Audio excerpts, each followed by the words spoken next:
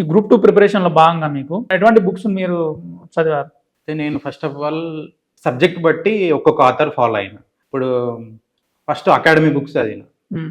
ఎవరైనా సరే కాంపిటేటివ్‌లో ఎగ్జామ్ వచ్చే ముందు అకాడమీ బుక్స్ ఫస్ట్ ప్రిఫర్ చేయాలి. హ్మ్. అకాడమీ బుక్స్ చదివితే ఏమైతదంటే వాళ్ళకి ఒక ఓవర్ వ్యూ అర్థమైతది. హ్మ్.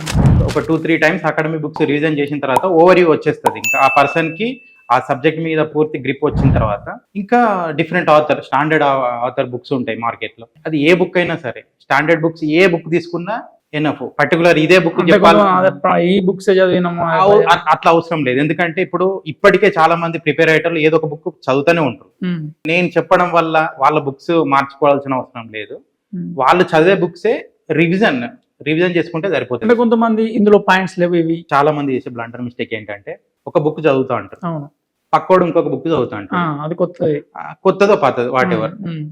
ఈ బుక్ చదివేటప్పుడు వాళ్ళిద్దరి మధ్య డిస్కషన్ వచ్చినప్పుడు, ఇద్దరు ఆస్పిరెంట్స్ మధ్య వచ్చినప్పుడు హ్మ్.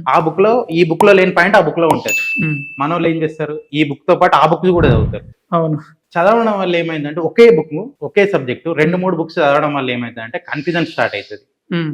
సో దానివల్ల ఏమవుతుంది, ఇంకా ఎగ్జామ్ లో అటెంప్ట్ చేసేటప్పుడు కూడా ఆ కన్ఫ్యూజన్ లో తప్పులు జరుగుతాయి. నేనేమంటున్నా అంటే మీకు ఏదైనా కొత్త పాయింట్ వేరే బుక్ లో దొరికింది, మీరు ఏం చేయాలంటే నేను చేసింది చెప్తున్నా, హ్మ్. ఆ కొత్త పాయింట్ ని మీరు చదివే బుక్ లోనే ఎక్కడైతే స్పేస్ ఉంటది కదా అవును. అక్కడనే యాడ్ చేసుకోవాలి. హ్మ్.